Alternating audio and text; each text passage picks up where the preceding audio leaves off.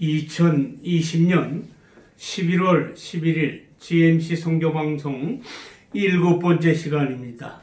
오늘 하나님의 말씀은 에베소서 5장 17, 18절입니다. 그러므로 어리석은 자가 되지 말고 하나님의 뜻이 무엇인지 이해하라. 술 취하지 말라. 이는 방탕한 것이니 오직 성령의 충만함을 받으라. Therefore do not be foolish, but understand what the will of the Lord is, and be not drunk with wine, which is in excess, but be filled with the Holy Spirit. 예수께서 천국 가기 위해서는 하나님의 뜻대로 살아야 된다고 말씀하셨습니다. 지난 방송에는 하나님의 그 5대 뜻 가운데 첫 번째, 예수 믿고 구원받는 것이 하나님의 뜻입니다. 그렇기 때문에 우리는 부지런히 전도해야 되겠고, 두 번째 하나님의 뜻은 우리가 구별되게 거룩하게 깨끗하게 살아가는 게 하나님의 뜻이라고 그랬습니다. 오늘은 그 세 번째, 성령 충만한 것이 하나님의 뜻입니다.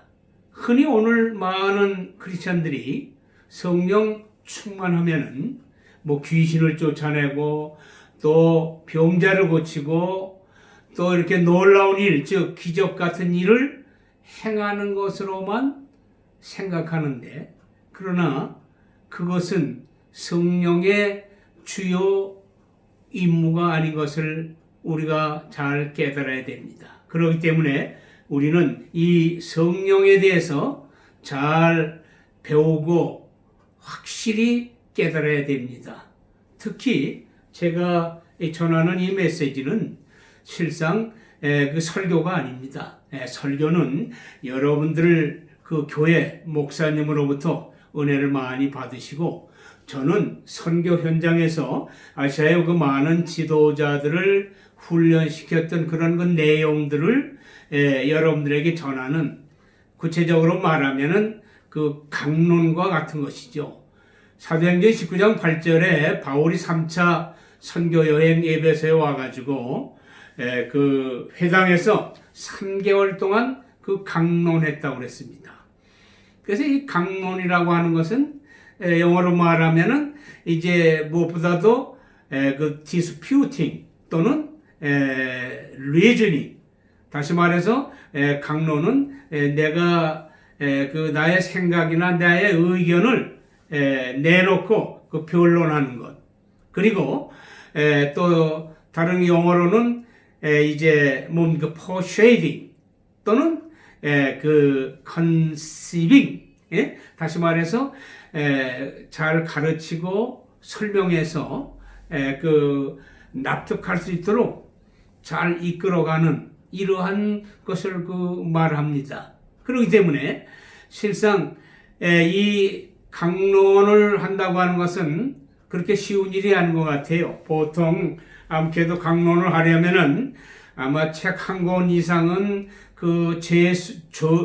써야 될 것 같습니다. 왜냐하면 그래야 자기만의 어떤 그 신학적으로 그 정리된 그 바탕이 있지 아니하면은 강론을 이끌기가 어렵죠. 실상 사도 바울도 그 1차 선교 여행에는 그 강론이라고 하는 말이 없었습니다. 2차 선교 여행에 고린도에 와가지고 바울이 1년 6개월 있으면서 그 회당에서 강론했다고 그랬습니다. 사도행전 18장 4절에 보면 강론을 했고, 이제 그 에베소에서 3차 그 선교 여행에서 그 강론을 하지 않았습니까? 그 에베소 강론이라든지 또는 그 사도 고린도에서 이 강론을 할 때 벌써 바울은 갈라디아서를 썼고 또 데살로니가 전후서를 기록했기 때문에 충분한 그 신학적인 바탕 아래 능히 강론을 할 수 있는 그런 그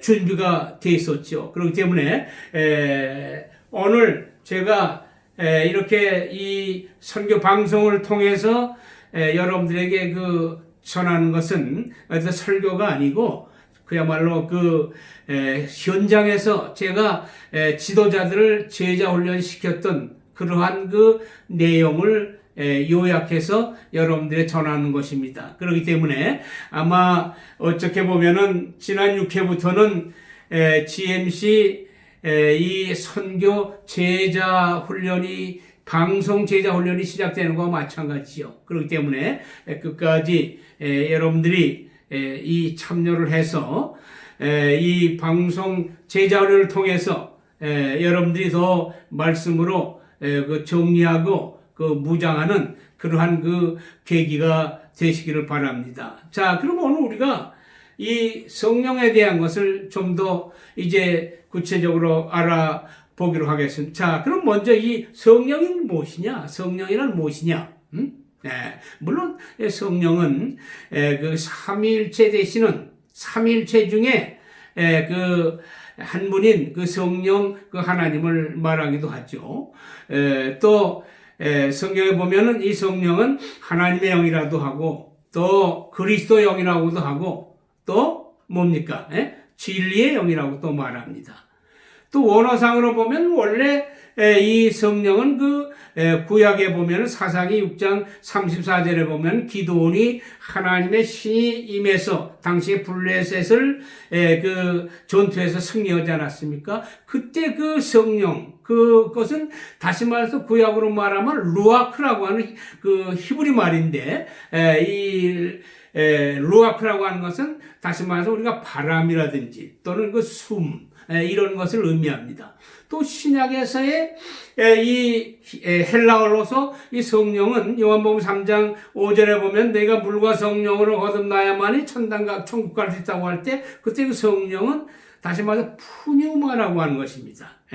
또 어떤 의미에서 이 푸뉴마라고 하는 것은 사람이 생각을 하고 느끼고 결정할 수 있는 어떤 능력을 보여주는 것으로 이렇게도 우리가 표현할 수 있습니다. 그렇기 때문에 어쨌든 원어상으로 우리가 이렇게 하고 특히 또 우리 예수님께서 이 성령을 제자들에게 설명하실 때 그들에게 쉽게 설명하시기 위해서 특별히 요한복음에 보면 보혜사라고 하는 말을 4번 쓰셨습니다. 그래서 요한복음 14장 16절, 요한복음 14장 26절, 요한복음 15장 26절, 요한복음 16장 7절 4번이나 오리 요한복음에만 보혜사 성령이라고 하는 말씀을 했습니다. 그래서 이 보혜사라고 하는 것이 영어 성경마다 번역이 많이 다르는데 어떤 성경에는 helper 늘 나를 도와주시는 분이라는 거였고 또 어떤 성경에는 comforter 나를 늘 위로해 주시는 분이다 이렇게 또 번역을 했고 또 어떤 성경에는 counselor 나의 모든 문제를 상담해서 해결해 주시는 상남자라. 또 어떤 리빙 바이블 같은 데는 이 성령을 아주 friend 친구와 같이 나와 가장 가까운 친구와 같이 이렇게 묘사를 했습니다. 그렇기 때문에 예수님께서 승천하시고 다시 승천하시기 전에 우리들에게 이 성령을 보내주시지 않았습니까? 그래서 보혜사 성령을 우리에게 보내주셨어요.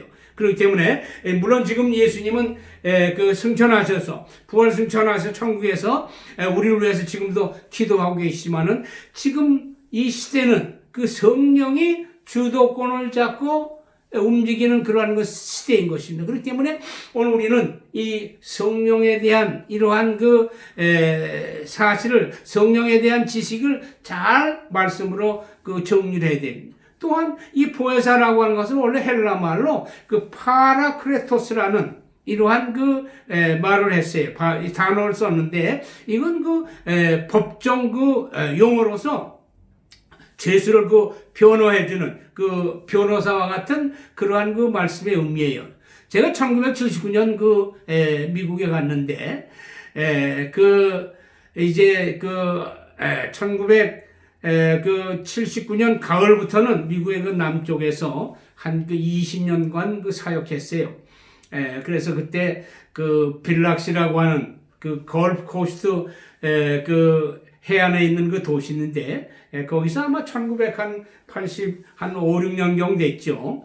그때 당시에 이제 아마 그 동양인으로서는 최초로 제가 그 배시몬 주얼이라고 이제 배시몬 제도가 있어요, 미국에는. 그 이제 배시몬의 그 선택이 돼가지고 한 그 사건을 다뤘는데, 그때 다룬 그 사건이 무엇인고 하니, 그 흑인 청년이었는데, 이름이 그 라저예요. 라저인데, 그가 이제 그 마약 그 밀매 그 주도본부로 체포돼서 이제 감옥에 갇혀서 그 법정에서 그 문제를 다뤘습니다. 그런데 이제 검사들은 이 라저가 정말 이마이명원해서 이놈이 정말 이렇게 마약을 한 범이다. 그래서 얘를 중형을 때려야 된다 그러는데, 근데 그때 라저 곁에서 변호하는 변호사는 계속 변호를 합니다. 자, 그러나 뚜렷한 증거가 없지 않느냐? 하면서 라저를 변호하면서 얘가 뚜렷한 증거가 없기 때문에 그 마약 주범은 아니다. 이렇게 하면서 끊임없이 변호를 했어요. 그때 우리 배심원인 우리들도 여러 가지 아무리 며칠 동안 의논했던 우리들로서는 어떻게 해결할 수가 없어서 결국 판사에게 넘어가서 판사가 그 후 이제 모든 사건을 처리했는데, 마찬가지로 그때 당시에 라저가 변호사가 없으면은 그는 꼼빡없이 검사들에 의해서 마약 주범으로 뽑혀서 중형을 받았을 것입니다. 마찬가지로 바로 이 파라크레토스라고 하는 것은 늘 우리 편에 서서 나를 변호해 주시고 또 나를 도와주시는 그러한 분이라고 하는 것입니다. 그렇기 때문에 우리 예수님께서 마태복음 28장 20절에 내가 세상 끝날까지 너희와 항상 함께 한다고 하는 것은 지금 이 현 시대에도 우리에게 보내준 성령이 우리와 늘 함께 한다고 하는 것입니다. 그렇기 때문에 오늘 우리들이 이 세상을 살아가는 동안에 성령이 나와 함께 한다고 하는 이 확실한 이 증거가 없으면은 정말 우리가 다음 대의 어려운 이 세파를 뚫고 나갈 수 없는 것을 우리가 다시 한번 깊이 깨닫게 되는 것입니다. 자, 그러면은 여러분들, 자, 성령을 받았습니까? 성령 받은 그 증거가 무엇이냐? 자, 믿을 때, 많은 사람들이 믿는 거 다르고 성령 받는 거 다른 것 같이 이렇게 많이 생각을 하죠. 마치, 사도행전 19장 2절에 보면은, 바울이 에베소에 와가지고 제자들을 만나서, 야, 너희들이 믿을 때 성령을 받았느냐? 이렇게 물었습니다. 그때 그 제자들이 우리는 성령에 대해서 들어본 적도 없다는 거예요. 그러면서 바울이 그들에게 그 성령에 대해서 설명을 하고 성령에 대해서 강론하고 그들에게 안수할 때 그들이 여러 가지 성령의 은사를 체험했던 이러한 사실이 우리가 사도행전에서 바라볼 수 있습니다. 물론 바울 전에는 아마 성령에 대해서 바르게 이끌어가는 지도자들이 없었던 것 같아요. 마찬가지로 오늘도 많은 사람들이 믿는 것 따르고 또 성령 받는 것 따른 것 같이 이렇게 혼동하는 경우가 많이 있죠. 정말 우리가 예수 그리스도를 나의 구주로 믿고 그분이 내 죄를 대서 그 십자가에 지셨다고 하는 예수 그리스도의 십자가의 순환이 내 죄 때문이었다고 하는 걸 깨닫고 회개하고 또 그분이 3일 만에 부활하셨다고 하는 이 사실을 믿는 것, 믿었다고 하면은 그것이 내 힘으로 된 것이 아니라 성령에 의해서, 성령의 힘에 의해서 되어진 그러한 사건인 거죠. 그렇기 때문에 그런 가운데 고백대에서 믿었다고 하면은 이미 성령을 받은 거나 마찬가지죠. 그러나 오늘 많은 사람들이 이 성령 받은 거에 대해서 굉장히 혼동을 하고 있습니다. 그러면 자, 여러분들이 성령을 받았다고 하면은 그러면 성령 받은 그 증거는 뭡니까? 우리가 구원받은 사람에게는 구원받은 증거가 있다고 그러지 않았어요? 그래서 요한일서 5장 10절 11절에 구원받은 사람들의 증거는 이것이니 우리에게 영생이 있다고 하는 것이죠. 마찬가지로 우리가 성령을 받으면 성령 받은 증거가 있는데 성령 받은 증거가 무엇입니까, 여러분들? 예? 무엇입니까?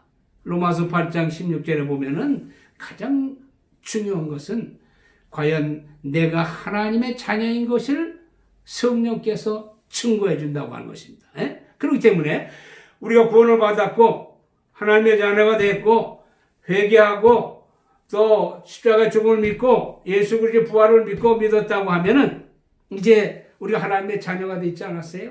그러면은 하나님의 자녀가 됐다고 하면 이미 성령이 우리 안에 오셔서 거하지 않아요. 그 성령께서 내 자신에게 정말 너는 하나님의 자녀라고 하는 이러한 그 확증을 허락해 주는 것입니다. 그렇기 때문에 로마서 8장 절에 그리스도의 영이 없으면 그리스도의 사람이 아니라고 그러지 않았어요?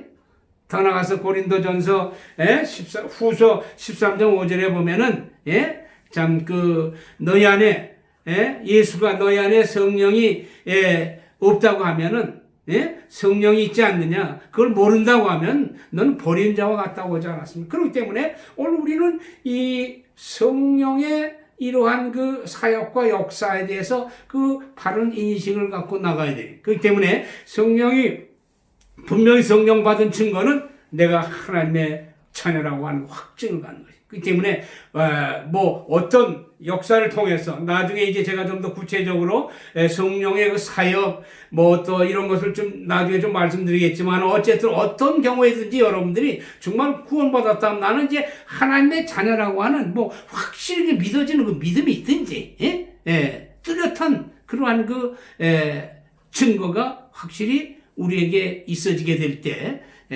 우리는 정말 승리할 수 있는 신앙의 삶을 이루어 나갈 수 있는 것입니다. 그렇기 때문에 오늘 우리들이 신앙생활이라고 하는 것은 먼저 내 자신이 이제 하나님의 자녀가 됐다고 하는 그 확증 후에 이제 거기서부터 신앙의 생활이 되는 것이죠. 그래서 정말 성령께서 내가 하나님의 자녀라고 하는 것, 예수를 믿기 전에 성령을 받기 전에 우리는 누구의 자녀였습니까? 마귀의 자녀였잖아요.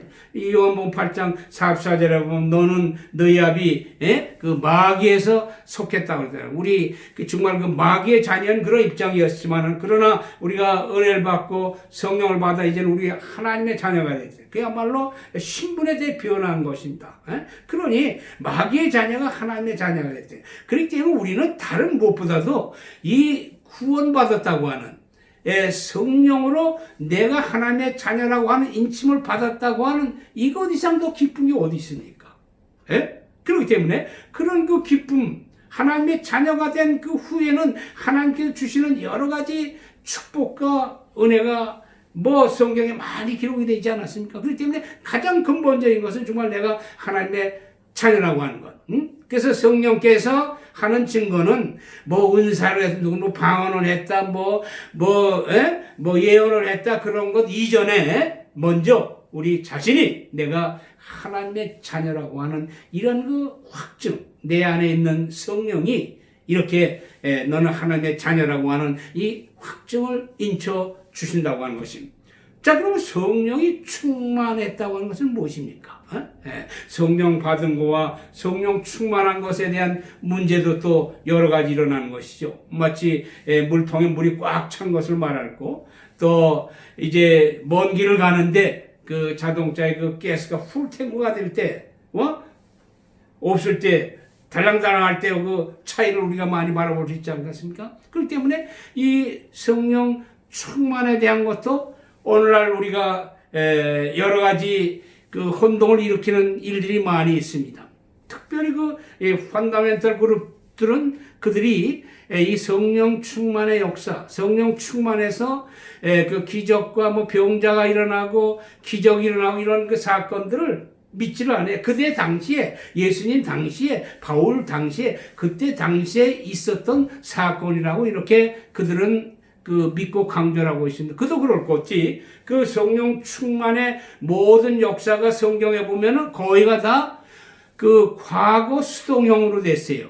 Was filled with the Holy Spirit. 그러니까 과거에 일어난 역사라는 겁니다. 그러나 다행히도 이 성경의 신학성경 보면 두 군데 그 현재 수동형으로 성령 충만한 것이 기록이 되어 있습니다. 그래서 첫 번째는 사도행전 9장 17절에 보면 바울이 다메섹 도상에서 예수님 음성, 빛이 예수의 음성을 들을 때 그가 갑자기 눈이 어두워서 3일간 장님이 되지 않았어요? 그때 아나니아라고 하는 그 제자가 가서 바울에게 그 기도해주고 나니까 그때 아나니아가 바울에 기도할 때 성령이 충만해가지고 3일 만에 그 눈이 띄었습니다. 거기 보면은 성경에 보면은 영어 성경에 보면 be filled with Holy Spirit 현재 수동형을 썼어요.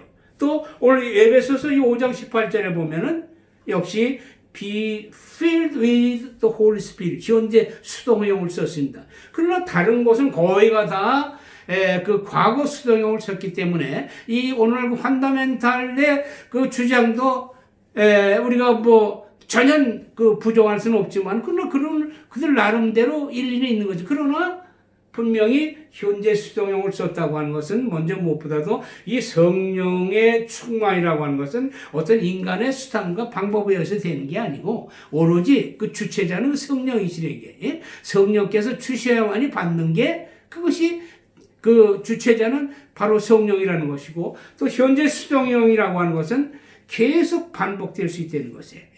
예수님 당시에 역사됐던 그 역사가 지금도 계속 반복될 수 있어요. 현재 수동형이라는 것은 계속 반복될 수 있는 그러한 그 사건이라고 하는 것을 우리가 다시 한번 깨닫게 돼요. 그런데 지금도 우리가 사모하는 마음을 갖고 부르짖어 기도하면은 성령께서 오셔서 우리에게 임하지 않습니까? 그렇기 때문에 우리가 성령 충만을 받기 위해서 금식해서 받는 게 아니고, 우리가 어떤 인간의 수단과 방법으로 되어진 것이 아니라 정말 간절한 마음으로 하나님께 기도합니다. 그렇기 때문에 누가 보면 11장 13절에 있는 것 같이 정말 간절한 마음으로 기도할 때, 구하는 너에게 내가 성령을 주시지 않겠느냐 이렇게 말씀하시지 않았습니까? 그렇기 때문에 오늘 우리들이 정말 이 성령에 대한 바른 인식을 깨닫고 또 이 성령 충만함으로 말미암아 우리는 신앙으로 승리할 수 있는 것이죠. 그렇게 오늘 우리 신앙생활에서 일어나는 모든 불협화음, 모든 문제의 원인은 간단해요. 성령 충만하지 않았기 때문에 일어나는 일들이에요. 그러나 성령 충만하면은 바울과 같이 감옥에 있어도 기뻐합니다. 요즘 코로나가 문제가 아니라 바울은 그 감옥에 가서 매 맞고 그런 상황에서도 기쁨이 넘쳐서 빌립보서를 쓰지 않았습니까? 그렇잖아요? 그렇기 때문에 우리가 정말 성령 충만하면은 어떤 곳에도 환경도 이길 수 없고 성령 충만하면 때에 따라서 하나님의 기적적인 역사가 그러한 삶을 살아가는 그들을 통해서 나타나는 것입니다. 그렇기 때문에 저희 선교 많은 현장에서도 이런 성령 충만할 때 여러 가지 기적적인 사건들이 일어났습니다. 그게 대단한 게 아니에요. 내가 아니게 성령께서 하시는 거죠. 주님께서 하시는 거기 때문에. 그렇기 때문에 오늘 우리들이 정말 그 천국 가기 위해서는 이렇게 성령 충만해서 험한 길도 기쁨으로 달려갈 수 있고 또 어려운 환경 가운데서도 우리가 성령 충만하면 그 모든 것을 이기고 저 먼 천국을 향해서 힘차게 달려갈 수 있는 줄 믿습니다. 자, 그러면 우리가 이제 다음 시간에는 그러면 왜 성령 충만함을 받아야 되느냐? 그러면 어떻게 하면 성령 충만함을 받을 수 있는가에 대해서 제 8회 방송에 여러분들에게 말씀드리겠습니다. 할렐루야, 감사합니다. 기도합시다. 할렐루야, 하나님 감사합니다. 저 천국 가기 위해서 성령 충만해야만이 간다고 했습니다. 하나님 같이 해주시고 다시 한번 저희들에게 성령으로 충만하게 사로잡아 주셔서 어떤 어려운 가운데서도 저 천국을 바라보며 힘차게 달려가는 저희들이 될 수 있도록 하나님께서 축복하시고 인도하시고 이끌어주시고 역사해 주시옵소서. 예수님의 이름으로 기도드리옵나이다. 아멘. 할렐루야.